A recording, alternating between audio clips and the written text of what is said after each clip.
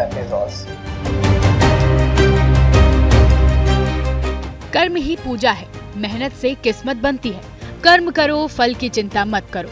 कमोबेश ऐसी लाइनें सरकारी दफ्तरों, रेलवे स्टेशनों और दुकानों पर लिखी दिख जाती हैं। काम या कर्म एक बार फिर चर्चा में है और इसकी वजह है देश की दिग्गज कंपनी L&T के चेयरमैन SN सुब्रमण्यम का ये बयान, जिसने कॉर्पोरेट कल्चर पर तो सवालिया निशान लगाए ही देश के करोड़ों कर्मचारियों को निराश भी किया है।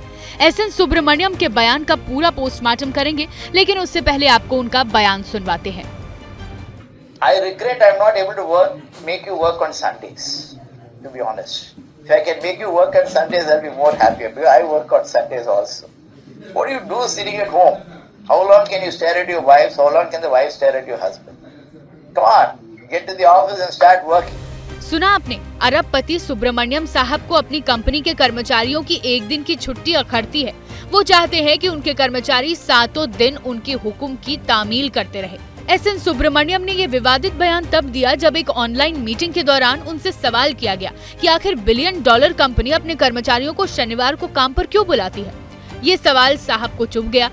काम का हिसाब मांगने वाले कर्मचारियों पर गरजते हुए उन्होंने हफ्ते में 90 घंटे काम करने की वकालत कर डाली। सुब्रमण्यम साहब की तंगदिली की गवाही देते बयान जैसे ही सोशल मीडिया पर वायरल हुए, उनके खिलाफ बयानों की अग्निवर्षा शुरू हो गई।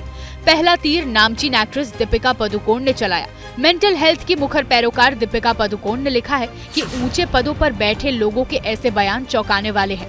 सुब्रमण्यम को कोसने की बारी आई तो बैडमिंटन स्टार ज्वाला गुट्टा दीपिका से भी आगे बढ़ गई। उन्हें अपनी पत्नी को घूरना नहीं चाहिए, और रविवार को ही क्यों। ये बयान महिलाओं के सम्मान के खिलाफ है।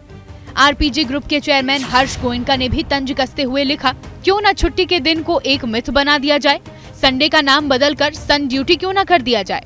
सुब्रमण्यम साहब ये तो चाहते हैं कि हर कर्मचारी उनकी तरह सातों दिन काम करे, लेकिन जब बात सैलरी की आती है तो उनके सारे तर्क हवा हो जाते हैं। आंकड़ों की बात करें तो वित्त वर्ष 2023-24 SN सुब्रमण्यम को 51 करोड़ रुपए सैलरी के तौर पर मिले, जबकि इसी वित्त वर्ष में L&T के कर्मचारियों की औसत सैलरी 9.55 लाख रुपए सालाना रही। यानी सुब्रमण्यम की सैलरी उनकी कंपनी के कर्मचारियों की औसत सैलरी से 535 गुना ज्यादा है। अब सैलरी ज्यादा है तो सुविधाएं भी ज्यादा होंगी। घर पर नौकर चाकर होंगे, ड्राइवर होंगे, उनको घर के काम निपटाने के लिए छुट्टी की जरूरत नहीं होती होगी, और पैसे इतने हैं कि पूरी जिंदगी ऐशो आराम से जी सकते हैं। लेकिन कम सैलरी पर काम करने वाले कर्मचारियों का जीवन ऐसा नहीं है।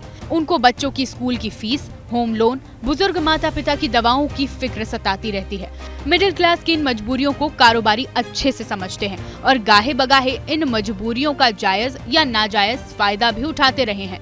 काम के ज्यादा घंटों की वकालत करने वाले SN सुब्रमण्यम अकेले उद्योगपति नहीं हैं।